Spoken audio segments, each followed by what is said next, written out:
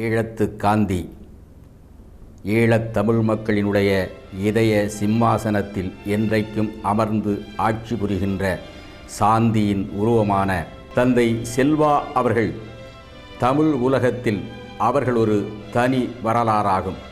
கத்தியின்றி இரத்தமின்றி யுத்தம் ஒன்று வருகிறது என்று சொல்லி அண்ணல் காந்தியார் எப்படி இந்திய மக்களை இணைத்து இந்திய மக்களினுடைய விடுதலையை வென்றெடுத்தாரோ அப்படி ஈழத் தமிழ் மக்களையெல்லாம் ஒன்றுபடுத்தி ஒரு குடையின் கீழ் கொண்டு வந்த ஒரு வரலாற்றை உருவாக்கியவர்தான் தந்தை செல்வநாயகம் அவர்களாவார்கள்.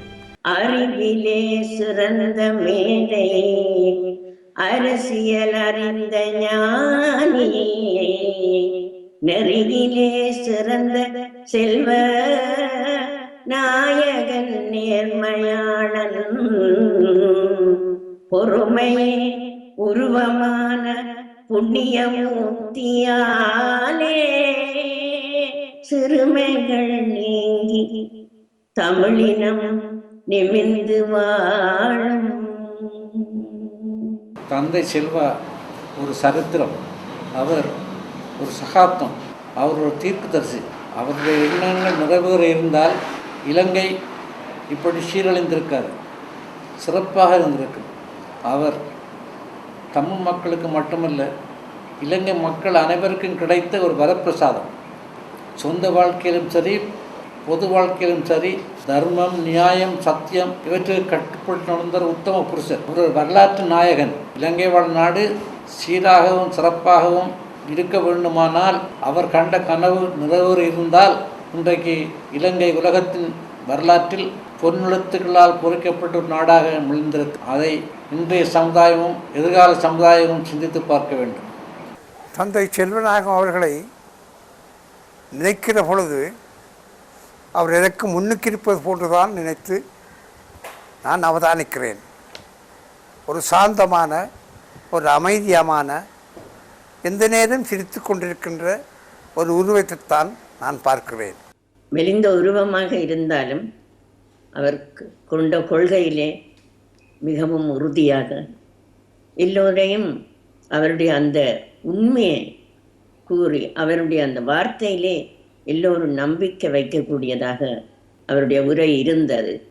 அவர் எல்லோரையும் தன்னுடைய அந்த சத்திய நெறியினால் கவரக்கூடியதாக இருந்தார். பேச்சையும் செயலையும் ஒருங்கே கொண்டிருந்த ஒரு கணவனாக தந்தை அவர்கள் விளங்கினார். அவருடைய அரசியல் எதிரிகள் கூட அவருக்கு தலை வணங்கினார்கள், மரியாதை செய்தார்கள். பாராளுமன்றத்திலே அவர் பேச எழுந்திருந்தால் எதிர்க்கட்சியைச் சேர்ந்தவர்கள் கூட அவர் என்ன பேசுகிறார் என்று தங்களுடைய காதுகளை திருட்டிக் கொண்டே கேட்பார்கள். அத்தகைய ஒரு அரசியல் தலைவராக தந்தை செல்வா அவர்கள் வழங்கினார்கள். He was a Democrat, extremely democratic person, educated, gentle person who cared for the country and his people, and he tried to get the Tamil people's rights in a democratic fashion, and he brought all the forces together. I think everybody was either in the FP or supporting the Federal Party.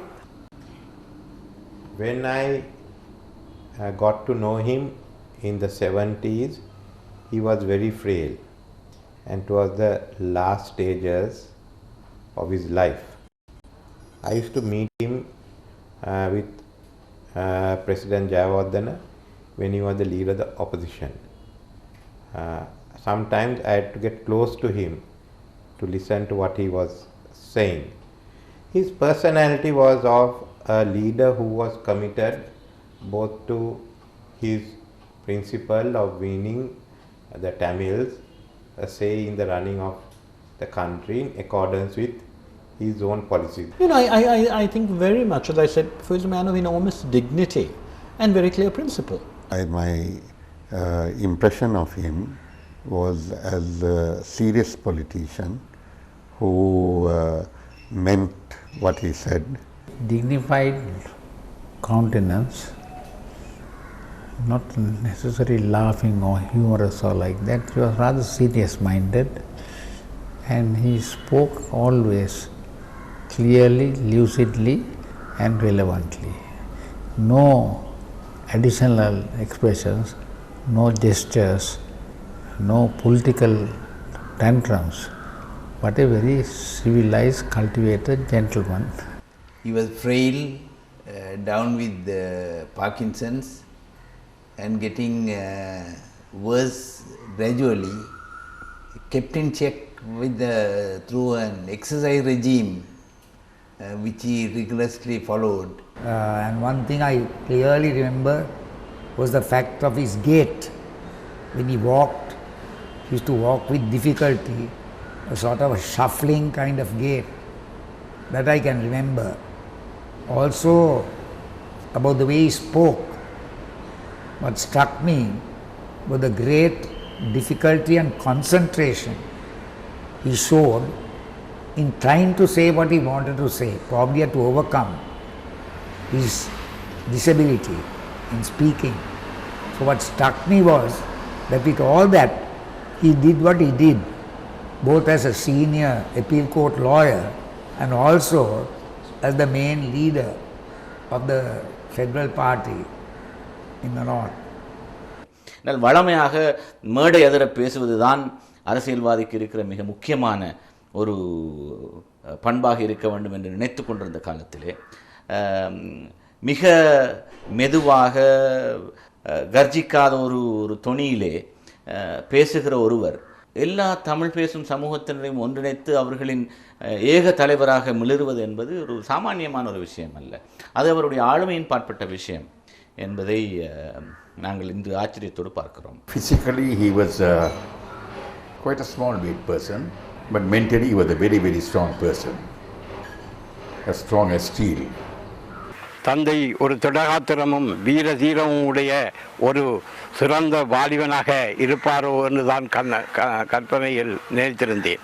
நேரில் தந்தையை பார்த்தபோது தள்ளாடும் வயதிலும் தமிழுக்காக தொண்டாற்ற வந்த ஒரு பெருமனிதனை நான் சந்தித்த போது என் கரங்கள் அவர்களை நோக்கி கூப்பியது. அப்படி அந்த தந்தைக்கு வரவேற்பென்றால் மட்டக்களப்பில் அது ஒரு தெய்வம் மட்டும் தான் வரவேற்றாங்களே ஒழிய நொட்டாசமே அதோ வராதான் கல்குடா இருந்தால் கார்லேயே தான் நடக்க போகிறோம் நடந்து மெல்ல மெல்ல நடந்து கும்பங்கள் ரோட்டெல்லாம் கும்பங்கள் பெரிய அந்த பிள்ளை அந்த சைவ மக்கள் ஊர்வலம் போக்குள்ள வைக்கிற கும்பங்கள் அரோகரா இப்படி தந்தைக்கு பெரிய வரவேற்பு. மட்டக்களப்பு அடுத்த நாள் இங்கால இப்படி போனாங்க. ஒன்றும் கதைக்க மாட்டார். கும்பிட்டு தேவை அவர் ஒரு அவதாரம். Thought that he was a man of God who believed that everything is done according to God's plans. He had a very ascetic face, and that's the way I remember him. Of course, his integrity is no one questions, and he was a man who was genuinely humble. Several times I had the opportunity to take him around in my father's car. You know, whenever at that time the Sudhandaran paper was in a very financial difficult, and he goes to big mudalalis and big shops and explain to them very slowly that his purpose of visit. But some people even gave only 100 rupees. But we very happily accepted that money. So in that sense, I never seen a big leader, a leader who was accepted by almost 3.5 million Tamil-speaking people as the leader, just going around and collecting 100 rupees and 200 rupees, 1000 rupees money for a cause. அந்த தன்னிட்ட இருக்கிற அந்த கொள்கை பற்றில உறுதியில் மிச்சம் உறுதியாக இருந்தவர். அவர் ஏழாவாளியை பாவம் பிடிக்க போக முடியாது. நாங்கள் இவர் தட்டி விட்டுருவார். என்ன அவருக்கு தெரியும், ஸ்லோ பட் ஸ்டடி. தச்சல அவர் சொல்கிற தமிழ் சொல்ல திருப்பி சொல்லாம் வேறு ஏதும் அது அர்த்தப்பட்ட வேறு தமிழ் சொன்னால் நிப்பாட்டி போட்டு தான் சொன்னது சொல்லணும்னு சொல்லுவார். அப்படி அவர் தன்னுடைய இதுகளில் வெள்ளமானவர். தியாகம் பண்ணுறது வேணுங்கோ பல பக்கத்துக்கு தியாகங்கள் இருக்குது. அவருடைய நேரம் அதுகளுக்கு மேலான இருக்கிற நிதியை இருக்கிறது முழுக்க போட்டம் காணிச்சிட வடிச்சவர். ஜிஜி பொன்னம்பலம் இறந்திருக்கிறார். போயிட்டு தந்தையை பார்க்கணும். வீட்டுக்கு போனால் அம்மா சொன்னால் அந்த பண்டா நிற்கிறான், பண்டாட்ட கேளுங்க. அங்கே பார்த்தா தலைகளாக யோகா செய்கிறார். பண்டா பிடிச்சா சிவரோட நித்தாட்டி இருக்க. அது பிறகு நாங்கள் பண்டாட்ட சொன்னால் மர வாரம் உண்டு. அவருக்கு விளங்கிட்டு என்று சையை காட்டினார் பண்டாட்ட. இப்போ யோகா முடிச்சுட்டு வந்து கொஞ்ச நேரம் இருந்து கதைச்சிட்டு தமிழ் செல்வங்கள் இப்படி தான் சொன்னேன். தமிழ் செல்வங்கள் காலம் முடிகிறது, தொடருவது உங்கள் பணி. அப்புறம் அப்போ மீரல் கேண்டிடேட் எங்களுக்கு ஃபாதர் நானும் இருந்தேன். ஃபாதர் நான் தெரிந்தானே தொடருவது உங்கள் பணி கேட்டது வந்து கொஞ்ச நாளாக அவர் மறந்துட்டார். அது சிரிப்பதனால் மெல்லிய பொண்ணு சிரிப்பு தான் சிரிப்பார். எவ்வளோ பெரிய சாக சிரிக்க வேண்டும் என்ற ஒரு பகுதியை சொன்னாலும் கூட அந்த பொண்ணு சிரிப்பிலேயே அந்த மகிழ்ச்சியை அவர் தெரிவித்துக் கொள்ளுவார். இல்லாமல் ஒரு நாளும் அவர் கடுஞ்சொல் பாவித்ததை நான் பார்க்கவில்லை. கிட்டத்தட்ட 6-7 ஆண்டுகளுடன் ஒரு நெருங்கப்படக்கூடிய ஒரு சந்தர்ப்பம் இருந்தாலும் கூட அவர் கோபமாக சினமாக கண்டனம் மாற்றக்கூடியதை நான் பார்த்ததில்லை. There was an eldest person called Muthukumar from our village. He came and bowed down. We fell down the feet of Thandai Selva and he slept. Advance. I am not a god to pray. Get up, man. He shouted. That's the best thing. I never noticed that. அவர் திருமலை யாத்திரைக்கு தலைமை வைத்து வந்த பொழுது அவருக்கு பின்னாலே நான் நடந்து சென்று கொண்டிருந்தது இன்றைக்கும் எனக்கு ஞாபகத்துக்கு வருது. இனி வேண்டும் சமஷ்டி ஆட்சி என்ற பாடலாம் பாடிக்கொண்டு முன்னாலே போகிறார்கள். அதுக்கு பின்னால் தந்தையோட மற்ற தலைவர்கள் இரும்பு மனிதன் என்று அழைக்கப்படும் தமிழரசு கட்சியின் சிரேஷ்ட தலைவர் டாக்டர் நாகநாதன், கோப்பாய் வன்னியசிங்கம் இவர்கள் எல்லாரும் அணிவகுத்து போகிற ஒரு முறை சந்தித்து பத்திரிகைக்கு பேட்டி கண்ட பொழுது அவர் சில கருத்துக்களை சொல்லுவார். நான் அதை ஒவ்வொரு வரியாக எழுதுவேன். எழுதின பிறகு வாசிக்க சொல்லுவார். நான் வாசிப்பேன். பிறகு திருப்பி அதை தான் வாங்கி வாசித்து பார்த்த பிறகுதான் தருவார் எங்களிடம். தன் கொள்கையை மக்கள் மத்தியில் சரியான முறையில் எடுத்துரைக்க வேண்டும் என்ற ஒரே நோக்கத்துடன் தனது வார்த்தைகளை அளந்து அர்த்தத்தோட மக்களுக்கு தெரிவித்து வந்த ஒரு தலைவர் அவர். 3 இன மக்களாலும் போற்றப்பட்ட ஒரு தலைவர் என்ற பெருமை தந்தை செல்வாவுக்கு தான் உண்டு. ஈழத்து காந்தி என்று சொல்லுவோம். அந்த காந்தி தோற்றத்தில் தான் அவரை நாங்கள் அன்றைக்கும் பார்த்தோம். இன்றைக்கும் மனக்கண்ணில் அந்த தோற்றத்தில் தான் இன்றும் இருக்கிறார். அம்மா திருமதி செல்வநாயகம் அவர்கள் தான் எங்களுக்கு மேசைக்கு சாப்பாட்டை கொண்டு வருவார். ஆனால் ஐயா செல்வநாயகம் ஐயா அவர்கள் எழுந்து நின்று எனக்கு பரிமாறி விட்டுத்தான் இருந்து அவரும் சாப்பிடுவார். நாங்கள் வெளியிலிருந்து கொண்டு பேசிக்கொண்டிருக்கின்ற நேரத்திலும் கூட யாரையும் கொண்டு அந்த தேத்தண்ணி அதுகள் கொண்டு வர அவரே தூக்கி கொண்டு வருவார். அவர் அதிகமாக யாழ்ப்பாணம் பட்டுக்கோட்டை பகுதியில் கூட்டங்களுக்கு வருவார். திரும்ப தெல்லிப்பளைக்கு போவார். அவ்வளோ நீண்ட தூரம் போய்கொண்டிருக்கும் பொழுது ஒரு நாள் சொன்னார், நான் இவ்வளவு தூரமும் அந்த காலத்தில் நான் கால்நடையில் தானே போய் வந்தேன் நான் என்று சொன்னார். அப்பொழுது நான் கேட்டேன், துய்ச்சக்கர வண்டிகள் அப்பொழுது நாட்டில் புழக்கத்தில் வரவில்லையா என்று கேட்டேன். வீட்டுக்கு ஒரு சைக்கிள் இருக்கும், ஆனால் என்னுடைய அம்மா ஒரு சைக்கிள் ஒன்றை எனக்கு வாங்கி தரக்கூடிய அளவுக்கு வளம் பெற்றிருக்கவில்லை, பண வளம் பெற்றிருக்கவில்லை. அதனுடையால் நான் நடக்க வேண்டியிருந்தேன் என்று சொன்னார். அவருக்கு நல்ல நாதஸ்வர இசை பிடிக்கும். அதுவும் சுருட்டி ராகம் அவருக்கு மிகவும் பிடித்த ஒன்றாக இருந்தது. He had a mission in life and that is for his own people, for his own people's salvation. From the younger days itself, he was overtaken by the view that his people must be provided security, safety, political stability, a place under the sun. Tamil பேசும் மக்கள் மாகாண ரீதியாக பிரிந்து கிடந்தார்கள், மாவட்ட ரீதியாக பிரிந்து கிடந்தார்கள், மத ரீதியாக பிரிந்து கிடந்தார்கள், ஜாதி ரீதியாக பிரிந்து கிடந்தார்கள். இவர்கள் அனைவரையும் ஒரே அணியிலே சேர்த்த பெருமை இலங்கையின் வரலாற்றிலே, தமிழ் பேசும் மக்களின் வரலாற்றிலே தந்தை செல்வாவுக்கு மட்டும்தான் உண்டு. அவர் தமிழ் பேசும் மக்களுக்காக அவர் போராட்டத்தை நடத்தினாலும், பாராளுமன்றத்துக்கு உள்ளேயும் வெளியிலேயும் போராட்டத்தை நடத்தினாலும் கூட சிங்கள அரசியல் தலைமைகளிலே தந்தை செல்வநாயகம் என்றால் ஒரு தனி மதிப்பு இருந்தது.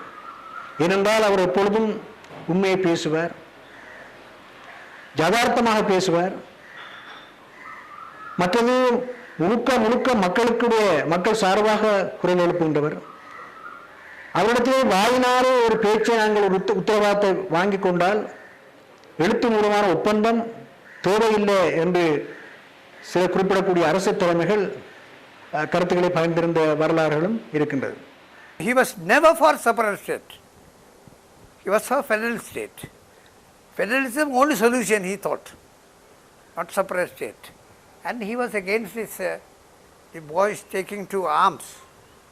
இளம் வாலிபர்கள் ஆயுதம் தூக்கி விட்டார்கள், ஆண்டவன் தான் அவர்களை காப்பாற்ற வேண்டும் அப்படி சொன்னார். Because he never thought that armed struggle will ever give.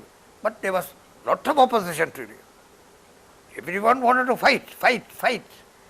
But Thandai was never for non-violence, aggression, fighting with weapons. He was never for it. எந்த போராட்டமாக இருந்தாலும் சரி, அதில் முன்னின்றவர் அவர். தலைவர் கட்டளையிட்டு விட்டு வீட்டிலே இருக்கின்ற தலைவராக அவர் இருக்கவில்லை, வீதியில் இறங்கி நின்றார். ஒரு இளவரசனைப் போல வாழ்ந்தவர் தந்தை செல்வா அவர்கள். ஆனால் இந்த தமிழ் பேசும் மக்களுடைய வாழ்வுக்காக தன்னை ஒரு சாதாரணமான குடிமகனாக்கி கொண்டார் அவர். அவர் ஒரு ராணி அப்புக்காத்தாக இருந்தவர். ஒரு ராணி அப்புக்காத்தா இருந்தவர் சிறைச்சாலையிலே அடைக்கப்பட்டார் என்றால் அது இலங்கையின் சரித்திரத்திலே தந்தை செல்வா அவர் மட்டும்தான். அவருடைய தோற்றம், அவருடைய பேச்சு, அவருடைய வாழ்க்கை, அவருடைய வரலாறு, அவருடைய ஒவ்வொரு சொல்லுக்கும் இருந்த சக்தி, அந்த மாபெரும் சக்தியிலே மக்கள் கட்டுப்பட்டு இருந்தார்கள், தங்களை மறந்தார்கள். அத்தகைய ஒரு சிறந்த அரசியல் தலைவரை இலங்கையிலே தமிழ் பேசும் மக்களாகிய நாம் பெற்றிருந்தோம். அதை எத்தனை ஆண்டு வரலாறு வந்தாலும் சரி, தந்தை செல்வாவினுடைய வரலாற்றை அரசியலிருந்து பிரித்தெடுக்க முடியாது. Here was a great national leader who was not given the rightful place he should have been given. If that was done by our leaders and the people, the tragedies that took place for 30 years would never have happened.